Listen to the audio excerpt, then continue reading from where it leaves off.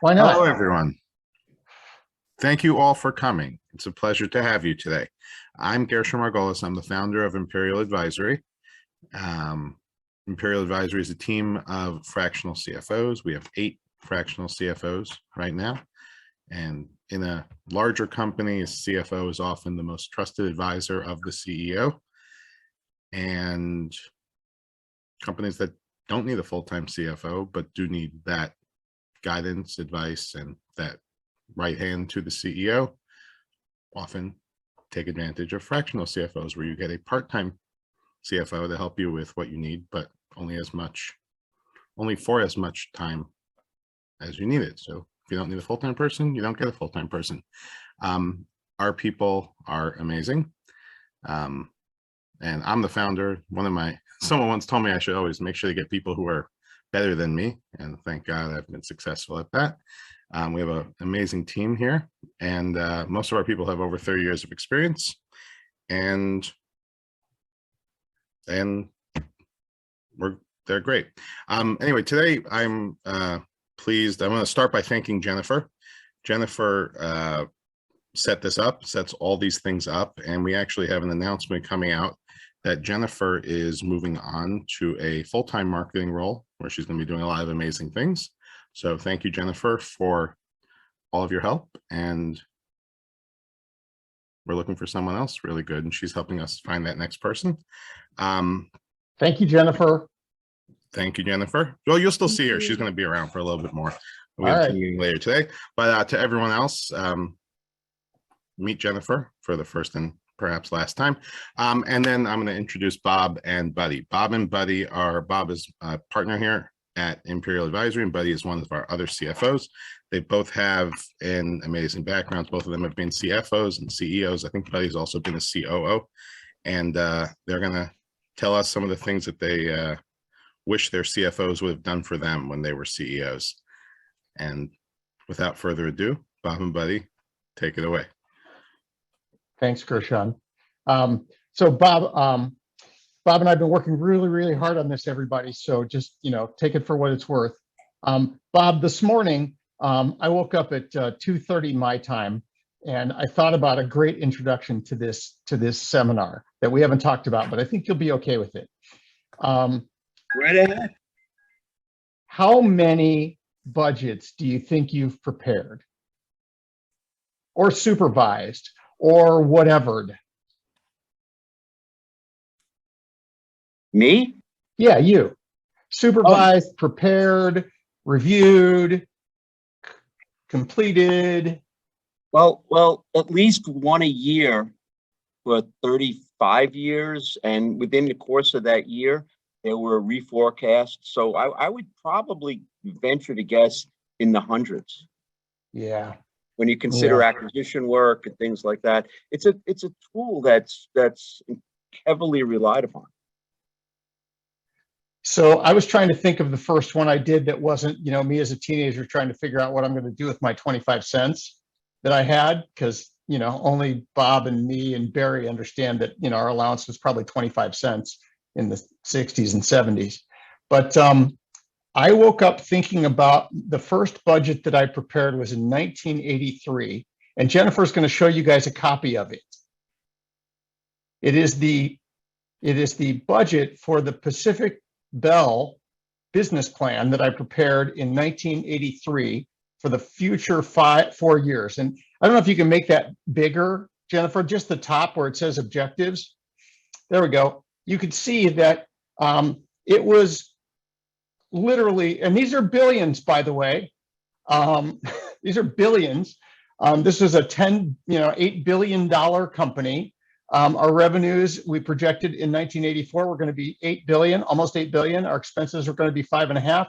You can see that telephone companies make a lot of money, little like 10% after tax. That's a good number. And in the background to this, there were hundreds and hundreds and hundreds of pages that my team put together to try to get to this summary that was literally all that senior management could handle. And then when we got on a plane and took it to Morristown, New Jersey, where the headquarters of AT&T was, this is pretty much all they wanted to see. But we also, because we were a publicly traded company, we were a regulated utility, these numbers meant something. They weren't just like throw numbers on a piece of paper and hope for the best. We had to earn these numbers.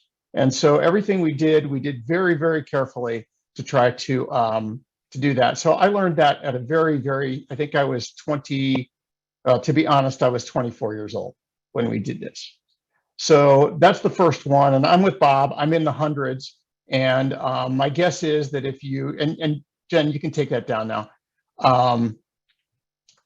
My guess is if you asked Barry or Ken or Jim or Gershon how many they prepared, they would probably all say in the 10s, 20s, 30s, 50s. Barry, how many? I know you've done a million of them. He's on mute. Oh, can you unmute him, Jen? I think he's unmuted on his personal mic, not. Oh, okay. All right. Anybody else want to talk about how many? Because it's really important. Yeah, I've done hundreds. Hundreds. Hundreds. With the reforecast, just did coach in 7 years, we did 72. What? I'm sorry, say that again. When I was at Coach the handbag company in 7 Yeah. years, there were basically 12 months every single year, just like everywhere in the world. And we reforecasted every single month for our lives. We did 2 forecasts in December. We had so much newness in our product line that it was such a big seller that we had to reforecast constantly. And we were doing rolling forecasts. They just kept on going.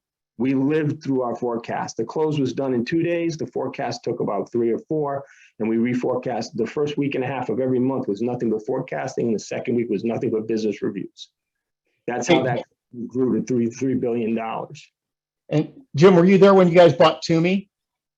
No, I was gone by then. Oh, But okay. I worked at Toomey before that. I worked at Toomey, then I went to Coach. Got it. And then I did some other stuff. But Because I had the book for Toomey on my desk, but at 700 million, it was too expensive for me. there you go. The point we're trying to make, everybody, is that this is a basic part of every business's transition from a sort of a mom and pop entity to a serious business. And the more you do it, the better you get at it. It's all about practice and muscle memory. So Jen, would you put up the agenda, the first slide? Just give me a moment. Sure.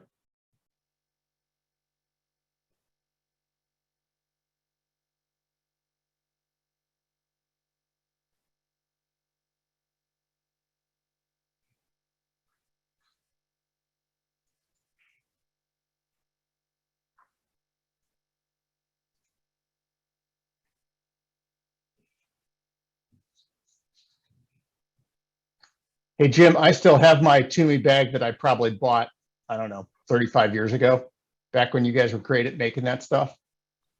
I have nothing but Toomey luggage. That's what I use. It lasts forever. It lasts forever. That's beautiful. It's beautiful. All right. So here's what we're going to talk about. What's a budget? What should you include in it? Can you do it yourself? The different kinds of budgets. And then a couple of techniques that if we get to them, great. And if we don't get to them, not. But the difference between fixed and variable costs. And then literally the hardest part of business, which is the difference between profit on your income statement and cash. And can I just add in that if we don't get to everything and people want to hear more, let us know. We can always do a webinar on the second half of this. Fantastic. We have it prepared. In its most simple form, a budget is pretty much what you expect to happen in the next year, right? But the way I think about it is it's taking sort of the combined wisdom of your management team, or if you're a sole proprietor where you want to take the business, you take those set of assumptions, the things you want to do. How much do I want to grow my business next year? What, and then figuring out the throughputs. How many people do I need to do it? How many sales do I need to make? And to develop the metrics around those goals. put them down on a piece of paper and see if it makes sense. I mean, if you're in a business where your receivables are coming in 90 days and your payables are going out in 30 days, you've got to make sure that your business can sustain your growth plans. You've got to make sure that your plant can stand up to the throughput that you're putting through. You know, do I have enough people to do this many transactions a day? All those assumptions get tested and flexed in the form of a budget. So And I also think about it as year one of your sort of 5-year plan, right? That's, you know, you take your 5-year plan and then you take your first year and you explode it into a lot of details, which you wouldn't do for the 5-year plan necessarily. So this is the beginning of your feedback loop, right? That's right. And then what happens is each month as you know, so if you've decided you need to add 5 new customers a month to achieve your goal, you would then, you know, on a spreadsheet, track the 5 a month compared to what you're actually bringing in. So when you get 2 or 3 months into your plan, you can change your business approach, test your assumptions, make sure things are still the way you thought they were going to be. And, you know, somebody mentioned, I think Jim mentioned the rolling forecast. That's a tremendous tool, which I'm sure we'll talk about later. But you know, ultimately, if things change too much, the rolling forecast becomes critical for running the day-to-day business. So in my roughly 40 years of doing stuff like this, there's a million different approaches to a budget, right? It can be as simple as, what do you think your sales are going to be and how much do you think you're going to make, to something very specific where you are literally line by lining your business out. So anybody on our team could also answer, but what's the best way for somebody to start? Well, the way I like to start, I mean, it depends on the stability of your specific business. If you have a business that doesn't move much, you can start with prior year. My preferred way to look at it is start with the last month of available information, because that's where you have your most recent head count.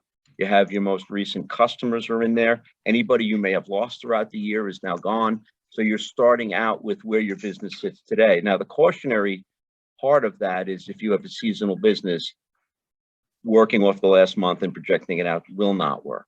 And you have to throw some seasonality in. But typically, I like to work with the most recent information that I have. And I always feel like if you don't have a budget, you don't know where you're going. I mean, I get criticized by the person that I live with that I use Waze too much, that I'm dedicated to using Waze to get me even to the grocery store where I know where it is. But on a day-to-day basis, for either my business or for any of my clients' businesses, if we don't know where we're going, I have no idea how we're going to get there. And I think a budget is sort of the destination. Jennifer, can we have the next slide? There we go.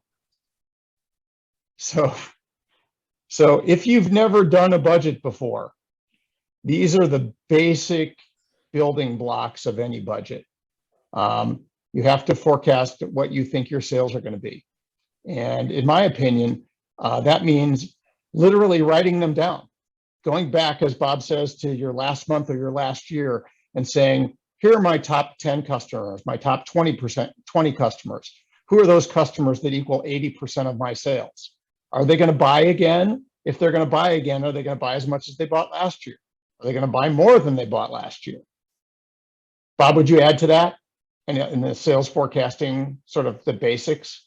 The only only thing I would add to that is if you're in a high growth mode, you would also add in your new plans. Am I going to a new market? When does that new market come in? Right? What does my trajectory look like? How is that going to build? You know, you might see March with 0 and April with 1 and May with 5, right? How are you planning that? And also that your pricing assumption goes in here as well. Are we raising prices? Where is inflation? What's the market doing? That type of stuff. You would layer in that assumption as well. So there's a lot of pieces to forecasting sales. Did you? There can be. It depends on how sophisticated a budget you would like. I have one client that said, I'm gonna do 25% next year. Like, I how you can gonna do it. do that? How you I gonna can do do it. that? My Yeah. question is never about, okay, well, that's fine. All right, let's write down how we're gonna do that.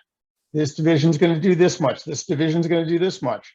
How are we gonna get there? How's that division gonna do that? Those are the questions that you have to ask. And for those people who are not good at writing stuff down, find somebody who can write that stuff down for you. Because you need to go back and review your assumptions about how you, because when you're measuring yourself, you need to know what you were thinking when you did it. And some people are really good at remembering that and some aren't. So there's two kinds of costs. In manufacturing business, cost of goods sold is the cost of your material, the cost of your labor, and the cost of your overhead to make that, the goods and services. If you're in a services business, your cost of goods sold is the labor and the services that you might provide to your customers. If you're in a agency type of business, you may be selling your services and materials. You may go get printing done for somebody else. But you have to figure out, once you have your customer figured out, then you have to figure out how much it's going to cost to provide the product to your customer. Is that a good description, Bob? Yeah, and in this economy, you also have to factor in how long it's going to take you to get those goods in, and when you have to pay for them, right? And what's going to potentially happen to shipping. I mean, are you reliant upon goods from overseas? Are you locally producing? You know, what do your raw materials look like in terms of where we are today? So in this year, I would say it's particularly challenging to budget that part of your business.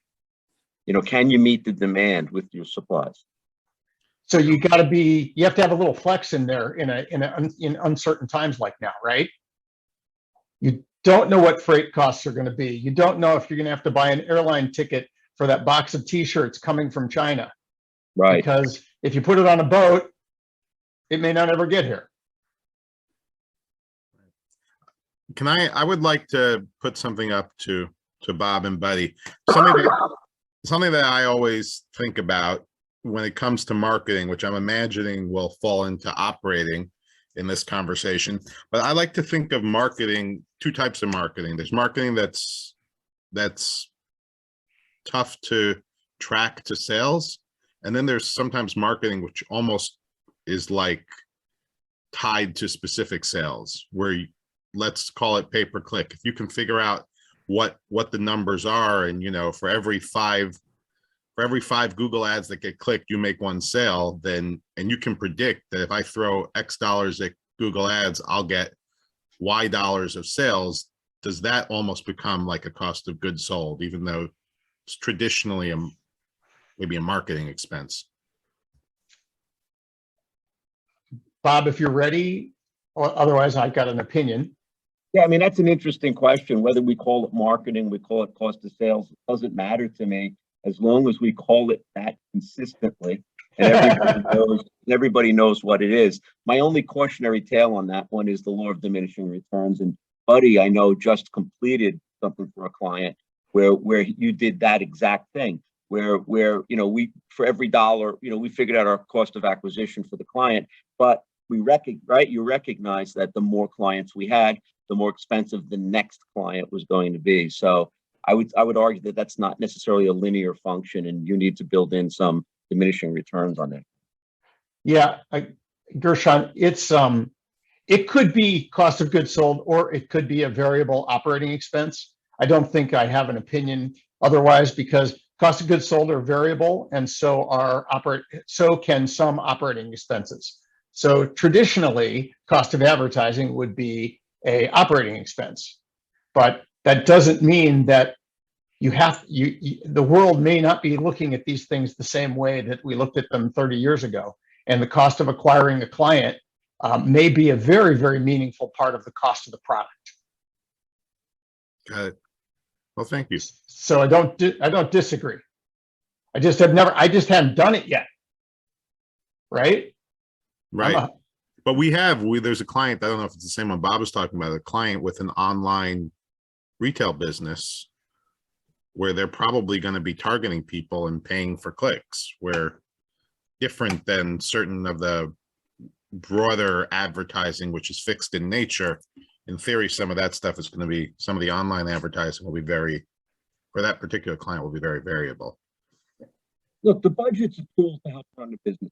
If the management team wants it presented a certain way, it presents it that way. And if you have to convert it to produce a gap statement, you convert it. You know, it's whatever's going to run the business best is the decision that should drive the budget. Yeah, but so we get to operating expenses, which is the cost of running your business, right? And so if you take your forecast of sales and you subtract your cost of goods sold, you have what's called gross profit. And that's an absolute measure. It's dollars.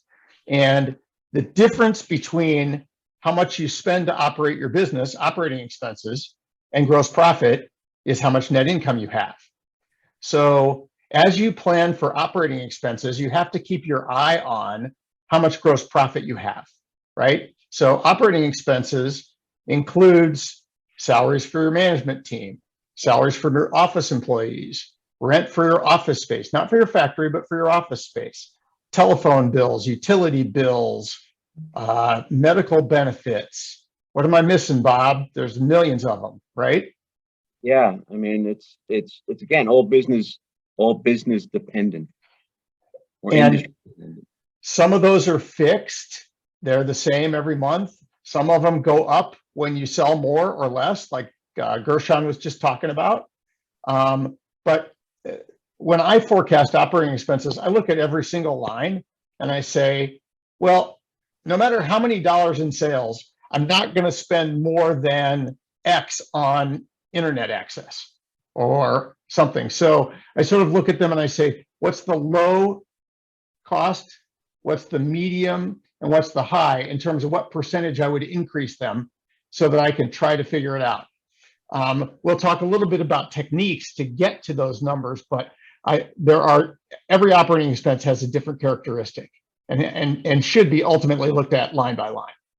And Buddy, I don't know if I'm jumping ahead here, but you know, this is the difference between taking last year and projecting it out and doing, you know, what's called a zero-based budget, right? Where you go through every individual expense. Because if you take last year's numbers and roll them out, you know, if somebody made a bad decision last year, if somebody put a piece of overhead on your business or a cost on your business that you just sort of forgot about or aren't focused on, that cost will live forever if you don't do a zero-based budget. You say, okay, why are we buying this? You know, if we didn't do zero-based budgeting, we'd still have maintenance contracts on our fax machines. So, hey, I sold a lot of fax paper in my life. So one of the major parts, there's two places where you can almost always say your money gets spent. One of them is rent. Usually rent's really expensive as part of your stuff. Benefits are always expensive as part of your stuff, but most likely in service businesses, salary is your highest cost outside of your cost of material. So Bob has a little tool that he sent me, I don't know, a day or so ago. And Jennifer, would you put that up, please, for us? basically all we did was we took a very simple company that had 5 or 6 employees, and then we added a few new hires. And the whole purpose of this exercise was to demonstrate the type of detail that you could get into on a salary budget. And what we did was we laid out the individual people, we put down their anniversary dates, and we put in an assumption for increases, which would come in whenever that person's anniversary date is. And then on top of that, I tried to layer in a pool of increases. So let's say we want our salaries to go up, we're prepared for our salaries to go up as much as 5%. When you look, I think that the example that we gave, you're going to see that we probably gave more raises than we had a budget for, which basically meant we had to go back and either change our assumption on the top side or decrease the increases that we were giving for individuals. Also, there's a second section where we put in some new hires. And the idea was, hey, we're going to expand this business in month 3. And then in month 6, we're going to add another person in month 9. And you layer those people in. And when it comes to a total salary budget, that rolls up to the main budget as a line item. And you would link these things hypothetically, or depending on the sophistication of your team, you would link these to the main budget. Then as you messed around with your salary budget, it would change your total budget. Hopefully, I think I described the spreadsheet without the spreadsheet. Yeah, I'm going to send it to Jen. So if we want to include it with something else, I'll send it back to her now. So we can go through that. But if we can go back to the presentation, then we can just move on and we can show this a little bit later. Purpose of the spreadsheet was to show how detailed we were getting on this. Right down to the person, right down to the month they got an increase, right down to the amount of the increase they were getting. Yeah. Okay. So I always forecast a balance sheet because you can forecast your net income till the day is long. But I think I had somebody say I took over a business in the late 90s, and one of the guys on the board said to me, this company's been cash strapped for the last year. The last thing you want to do is to go out to sell something, get the business, and then you can't fund it. And that's what we want to forecast the balance sheet for. And Bob was talking about this early in our conversation, is that your balance sheet is where the money comes from. And so you can project your profit and loss statement as much as you want. But if you want to grow 25% and you don't have enough working capital to do that, you won't be able to grow 25%, or you'll run out of money. Bob, is the balance sheet the most important part? You're an accountant based, right? I don't think I'm not prepared to label anything as the most important schedule. I think understanding your business and watching the ebbs and flows, that's the key. I mean, the balance sheet will tell you, though, if you're going to run out of money, and that one could argue that is the most important thing you could know. One could argue, like me. Yeah. So the other thing that I always include is sources and uses. So a lot of people who went to business school or took a couple of accounting classes know what a cash flow statement is. And cash flow statements are for entrepreneurs are notoriously difficult to read. And so what I like to do is I like to start with how much money I'm going to make and then subtract all the things that I need to spend money on. So if I'm going to grow, do I need more receivables? Do I need more inventory? Do I need more equipment? Do I need to buy anything else that is going to be longer term? Are my vendors going to be able to give me financing? And whatever that number is, that tells me how much money that I need. I need to either borrow it, or I need to put it in the business myself, or I need to reduce my costs in some way, change my payment terms, et cetera. So I really like to include where the money is going to come from that we're going to use, and then how we're going to use it. So a sources and uses statement. And then lastly, for those of you who are in heavy duty businesses that have to spend money on capital expenditures, whether they be computer systems or software or machines that bend metal or that make rivets or something like that, you need to make a list of the equipment that you need, because that's coming right off the top. So those are what are called capital expenditures. Anything that has a life over what? A couple of years? Couple of years. And the thing about this too is, I mentioned earlier that the budget should be thought of as year one of a longer projection. This is a good place to think about investments in, if you have a factory or if you have a plant, you need to replace forklifts. You need to invest in the infrastructure of your actual building. Equipment wears out. This is a good place to put that and make sure long term that the business, the last thing you want to do is just use all the cash in the business and then suddenly find out you need this major plant investment to stay current. You really want to be thinking about that and allocating funds for that every year. Ken and I were in a business where 40% of our net income went back into capital expenditures. So wow. Yeah, so that was a key factor. Okay, we're ready for the next slide, please.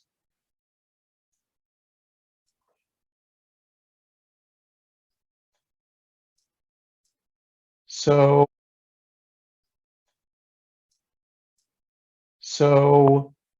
the whole idea about having a budget is that it gives you the basis for comparison.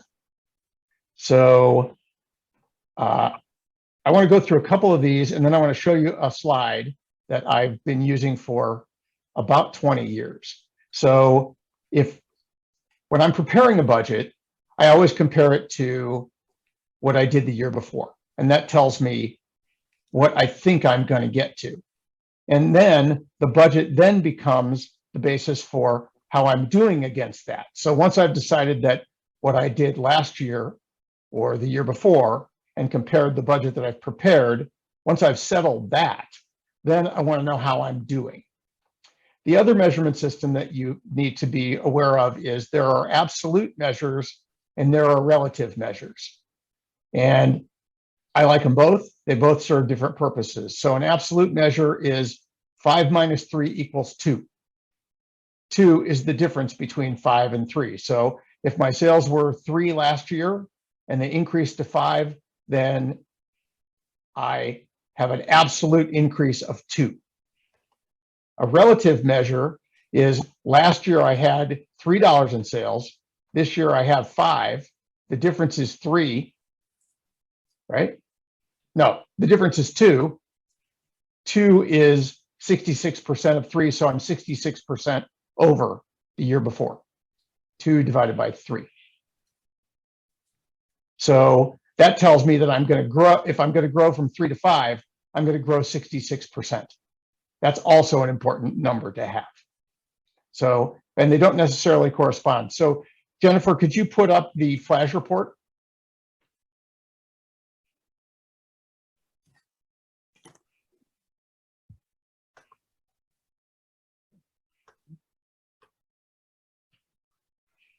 This is way too much for anyone, but what it has done for me, and this is just, I think this is a completely made up client, is it shows what happened in the current period, where it was against budget, where it was against last year, and the year-to-date period, and the last 12 months. On the income statement, the balance sheet, and then whatever is really important in your business. And so the top section is the profit and loss. The middle section is the balance sheet. The third section is what's really important in my business day to day. And then last is the financial information on the bottom. So I always like to have a tool like this, and this includes both relative and absolute measures. Bob has one. I think he'd like to show you. Jen, could you show the EBITDA bridge? Because it's a difference in concept. So my concept is I like to look at numbers. Bob. And I like to look at pictures. So so this is an EBITDA bridge, and what this does is, what this is saying is how was my budget built, right? So you start out with the actual EBITDA in the prior year. And then you say, okay, we're going to improve same store sales, $30 million. We're going to have organic growth of $15 million. We're going to raise prices. No, we're going to, same store sales is more customers.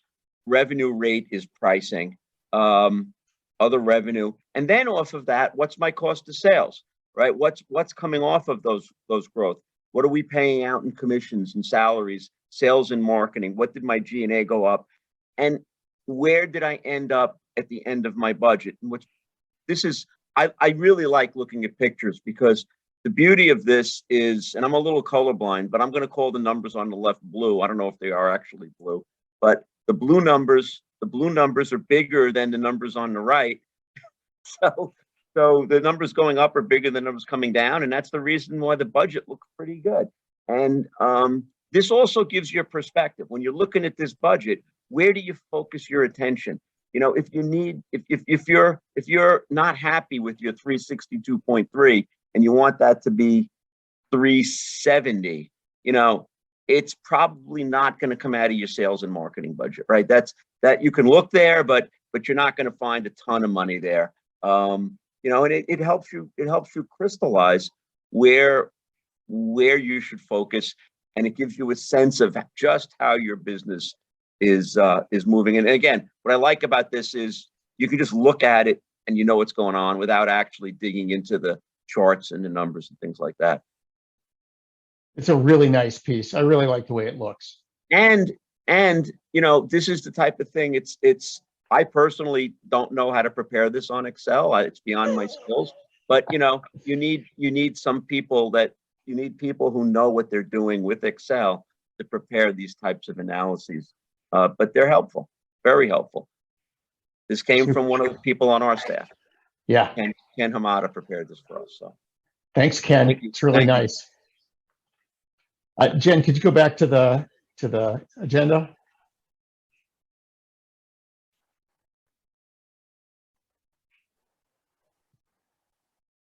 All right, so for those of you who are clients of mine or have, back.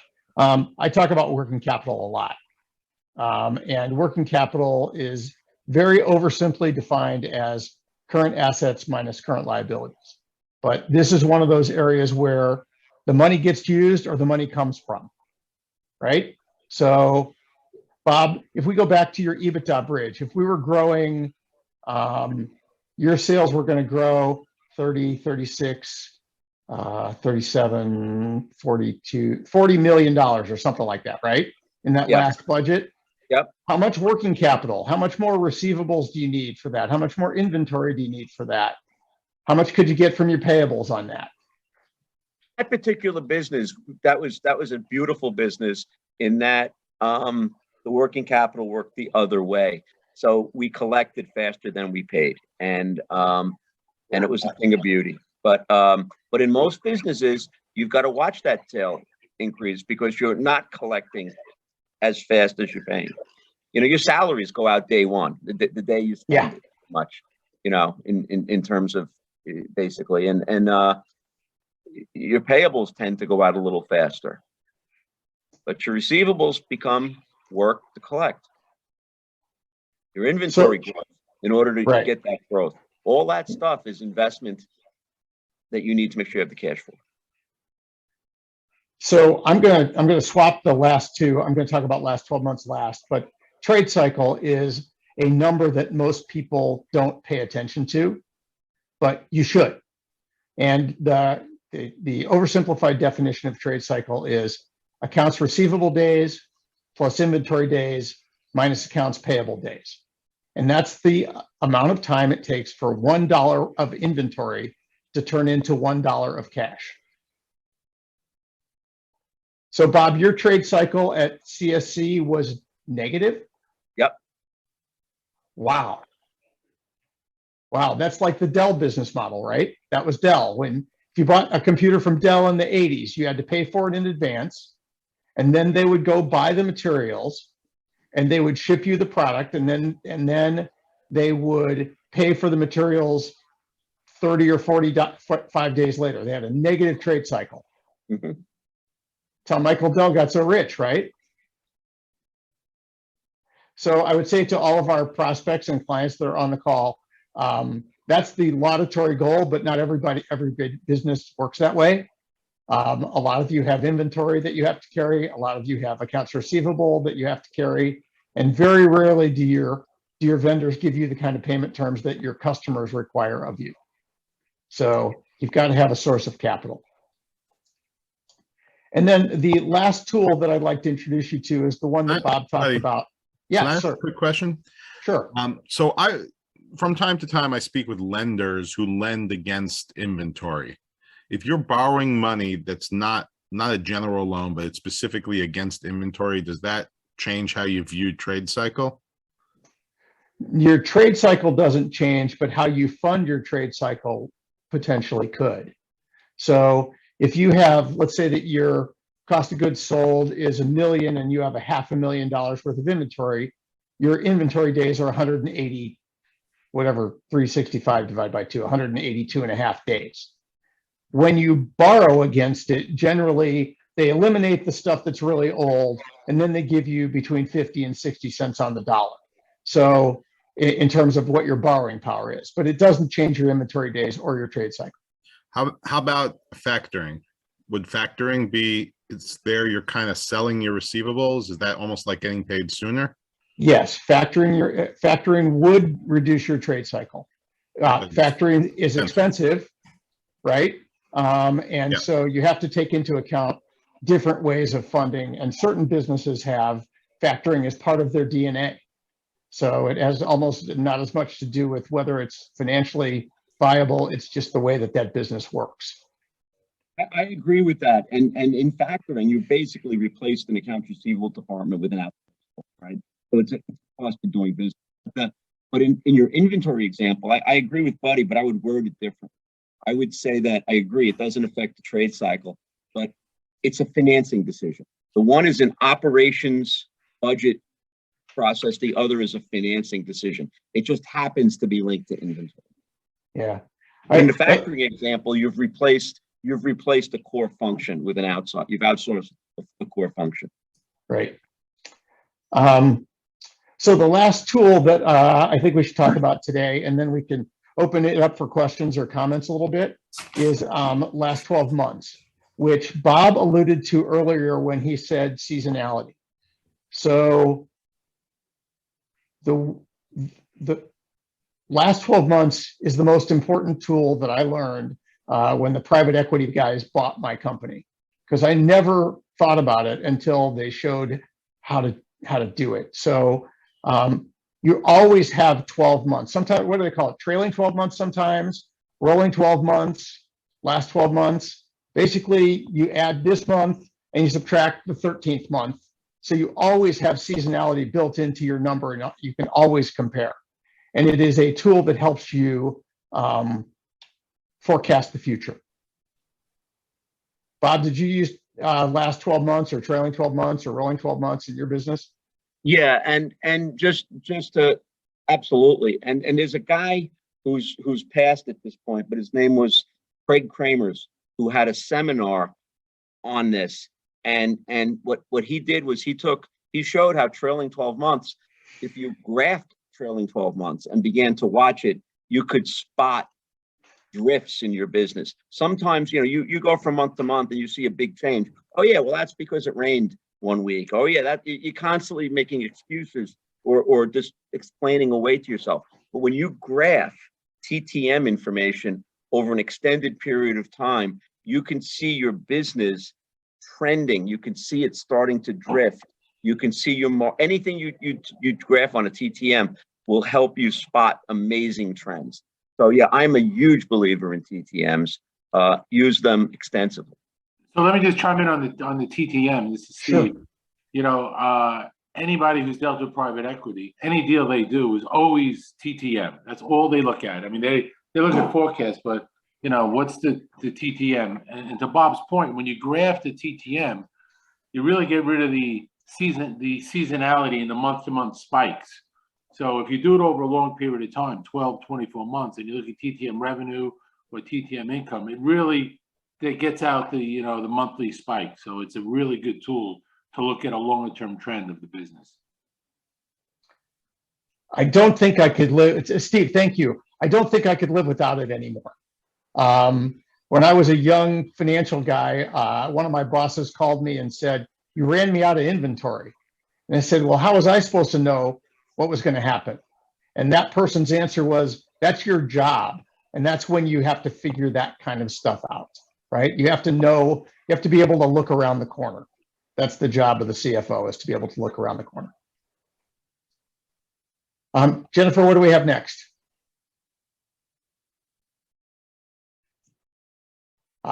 Last conversation. Bob, can people do this themselves? Sure. Can they do it well is the question. Yeah, let's talk about that. Look, anybody can do this, right? It depends on the level of sophistication of your business. It depends on your own personal background. I mean, if you spent several years at an accounting firm or in a FP&A department, you could do it yourself.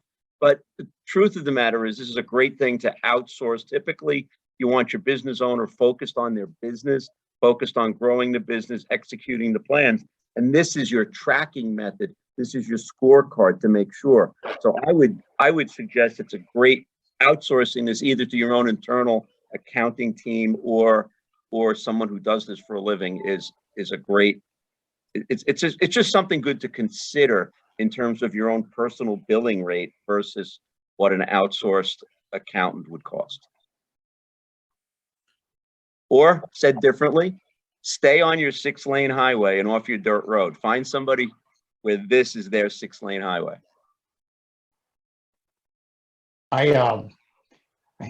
It's amazing how easy for people who have done this before it is. Whenever I interview clients for the first or second or third time, we're always talking about, what did you do last year? How much are you going to do next year? Why did you do it that way? What are you choosing? It literally is one of the first things that I always want to talk about. Or how are you going to get there, right, buddy? I mean, yeah, it's oh, sales are going up 20%. All right, how are you going to do that? How many customers are we adding? How many transactions are we doing? Yeah, we have a client who I'm working with who sells things that are very expensive. And when she told me she wanted to grow a certain percentage, I said, well, let's break that down. How much does an average one of those cost? And then when we put those numbers together, and I said, well, can you sell 1.2 extra of those every month for the next year? If you can, then we can meet your 15.5% growth target. And that's the aha moment, right? It either is not very much, and that's a huge weight off my shoulders, or, oh my God, I have to sell 1.2 more each month. So we're always looking to simplify, try to figure it out. I think I'd like to open it up for questions or comments at this point, because we're never going to get through the rest of this, Bob. Yeah.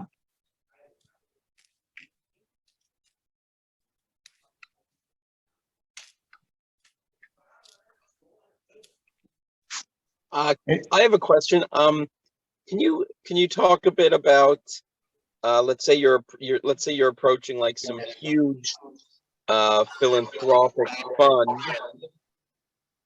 like $200 million fund, and you're like, give us $1 million to finish out our product.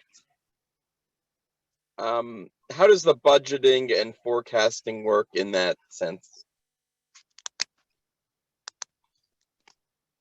So I'm going to try to reinterpret that question just a bit. So you're asking someone to invest in you, or you want to sell them something? It's like not for profit investment in new technology. So whether it's a budget for a whole company or a budget for a product, the questions are the same, right? I'm going to give you $1 million. And for that $1 million, here's what I expect to happen. I expect to spend 500,000 of that on the core technology and 250,000 of it to manage the business, and $125,000 to do this, or another 125,000 to do that. That is the same as doing an operating budget for a business. So, Mike, does that have any resonance? Yeah, Let me think about this too, buddy.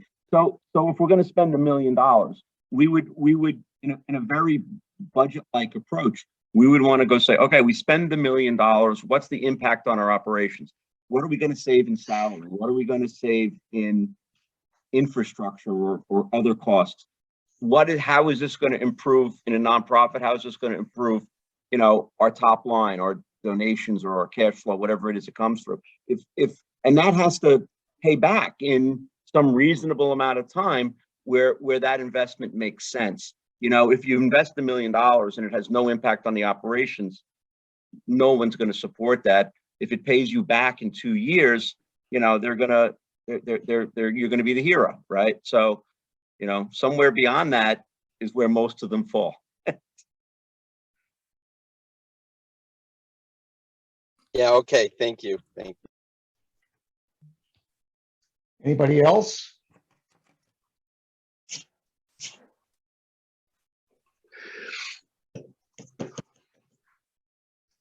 Okay, well, then I will go back to the last topic, which is too complicated for 5 minutes, but the difference between net income and cash.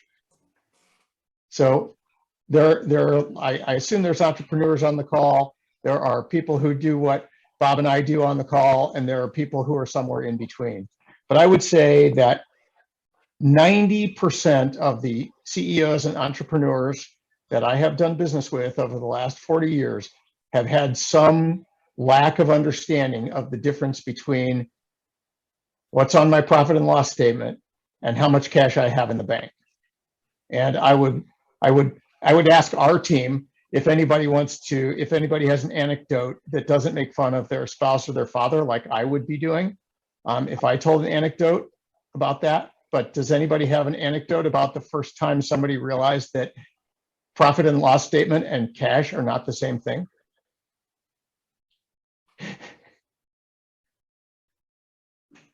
Come on, Bob, you have to have one with someone not on the call. I hesitate to tell it. I have a comment. This is my account. I have a lot of clients. We have their partnerships and they have distributions, and they always get confused with distributions and thinking that's going to be taxed, while that's really just a cash item and not what they're taxed on. They can get no distributions and still have lots of income that they have to pay tax on, or vice versa. You know, it could be just a timing difference between year to year, depending on the transactions happen. But that's something that I think always confuses people. Yeah, partnership accounting is one of my least favorite things on earth. It does get very confusing, especially for entrepreneurs. Right. And when you compound it with tax accounting. Right. No, Maya, you're completely correct. You added even a much more difficult wrinkle to the idea of whether your business generates enough cash to support its growth. And then after you have net income and book income, you might actually have equity, but you can't afford to pay it out. That's another, I mean, I think that's really where you were going with that, right? Yeah, yes. Or, you know, you'll have book income or taxable income, but then there's no distributions, and they just might not understand, or vice versa. You know, maybe something they got cash in, say, 2021, but the income was in a prior year. You know, just sometimes there's timing differences also.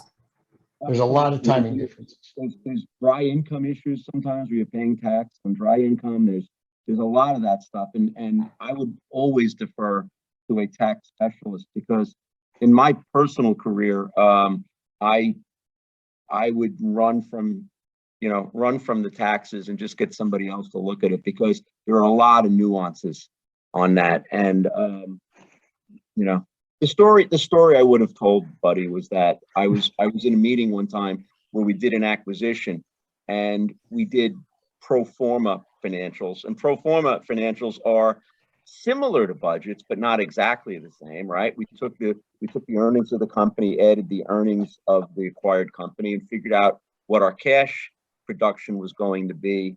And people forgot that in the course of putting an acquisition together, you have timing differences, and it takes time for all the cost savings to come through.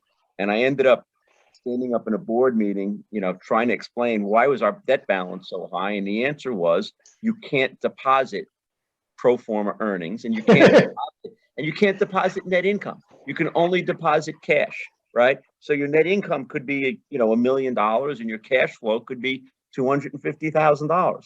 Where's that other $750,000? Well, it's in reduction of payables, or it's an increase in receivables, or it's sitting in the inventory, or God forbid, it's in your tax expense. Right. Exactly. Yeah.